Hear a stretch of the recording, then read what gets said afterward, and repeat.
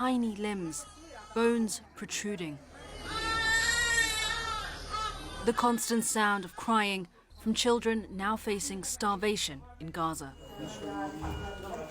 In this overrun hospital ward, anxious mothers watch on as doctors provide whatever care they still can.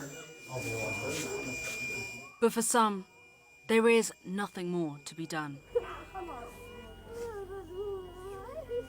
3-year-old Mila, who had been suffering from acute malnutrition, now another victim of this merciless war.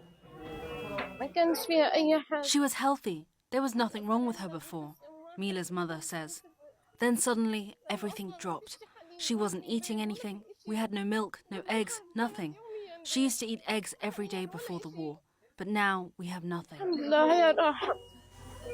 Across Gaza, too many are feeling the pain of this deepening hunger crisis.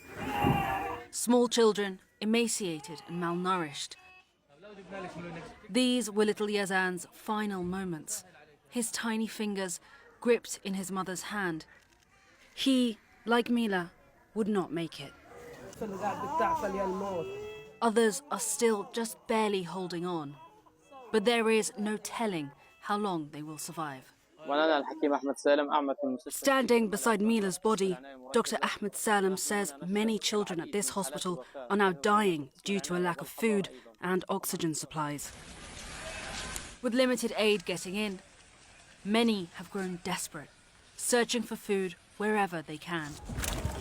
9-year-old Muhammad says he walks for about a mile every day to collect water for his family. You seem sad. Why? This journalist asks him. Because of the war, he says. It is all too much.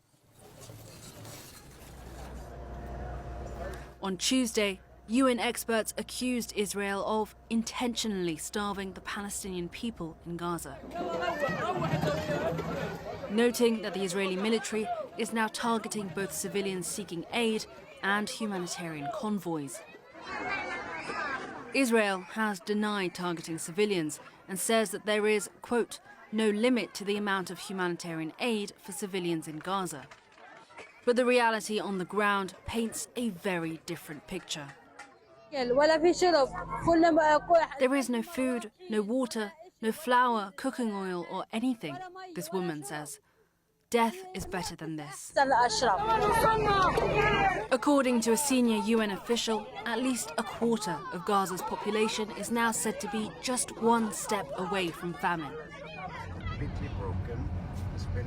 With aid agencies facing overwhelming obstacles in getting the bare minimum of supplies into Gaza.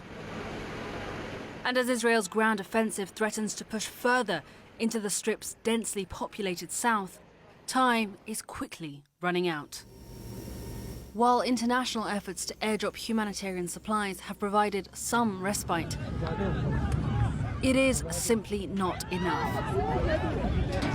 With stalling negotiations leaving little hope for an end to the suffering and hunger of the Palestinian people in Gaza. Nada Bashir, CNN, London.